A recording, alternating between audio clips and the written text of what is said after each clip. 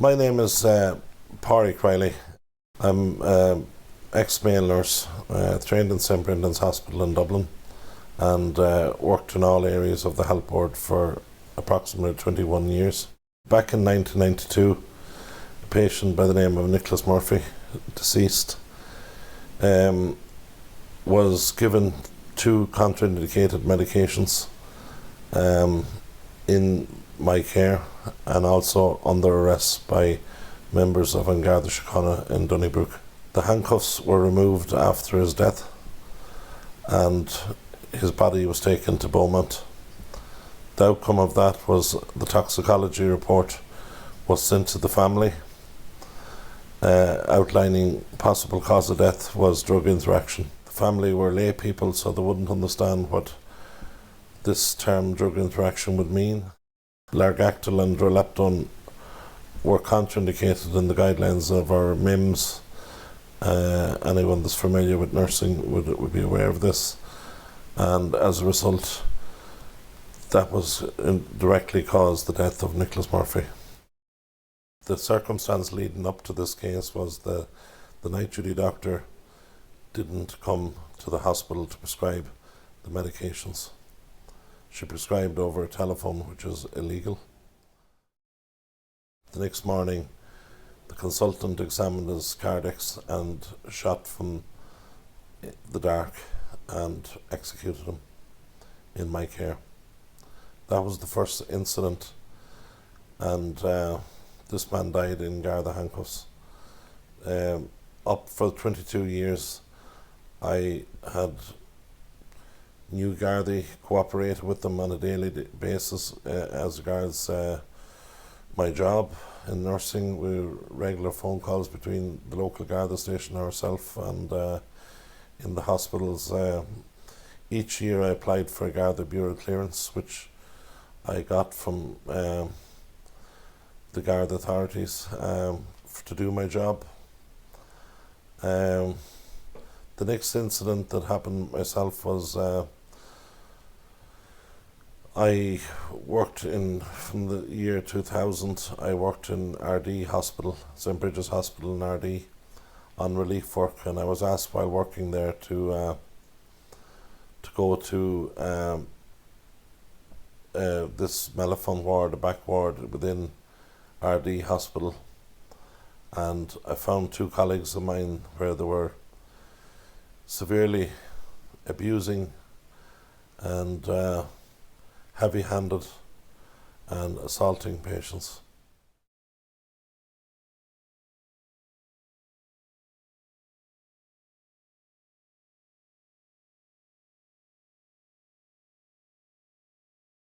I was very perturbed with this because I had gone through a fair bit in 1992, and with the other incident, which was never investigated, and I went to my senior management and I reported this to my chief nursing officer, Mr. Black.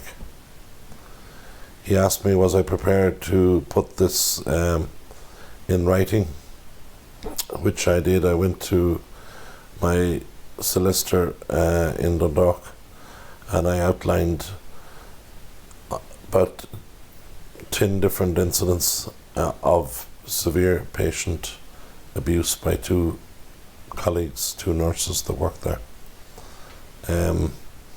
As a result of this, I also give the local Garda station a copy which they put onto their Garda complaints. A colleague of mine, Pat Cusick, backed up what I was saying to be true and give a similar statement to the Gardaí. Nurses aide Deirdre Burke also clarified that the patients were being systematically beaten and abused in St Bridget's Hospital in RD. I did go to the newspapers, Jimmy Gearan and Susan Mitchell of the Sunday Business Post, and I exposed the whole matter. I notified Dr. Rory O'Hanlon,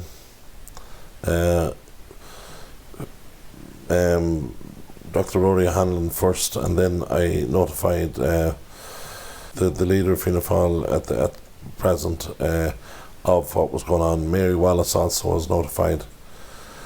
What happened subsequently after that is that I got a phone call at 12 o'clock at night from my colleague Pat Cusick to come to Castleblaney.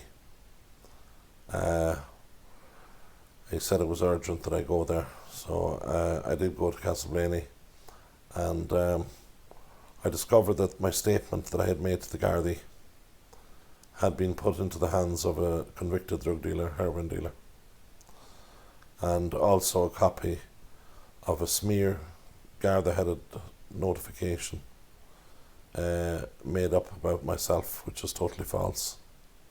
I don't even have a parking ticket. Was circulated to a convicted drug dealer, naming members of my family and myself, and outlining that we were gun runners and everything, just a complete smear campaign. This was circulated to discredit me to my colleague at work, and after this incident I was arrested. I've been beaten, I've been put to jail. Coming up to the coroner's court, I've been severely beaten by 5 members of An Garda Síochána, put to Clover Hill prison for 5 days, which I won all cases. There have been malicious charges brought against me when I was ran off the road by the police, alleging that I was wasting Garda time. I won this case. I've been literally tortured. Every penny that I ever had was taken.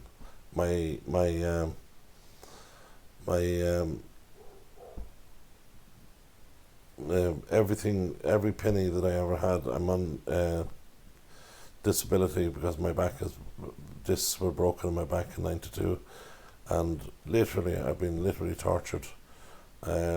Previous to this, I lived in Killiney. I was a happy person, and I went to work one day and drove to work at 7:30 in the morning, and at 8:30 my life was over as I knew it. My career was gone, my marriage was gone, and a downward spiral. So what I've got so far for whistleblowing or blowing the whistle was torture by the state.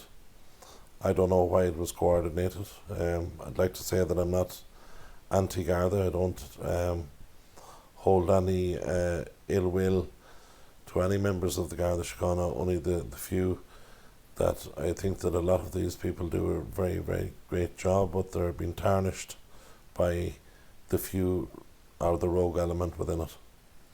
And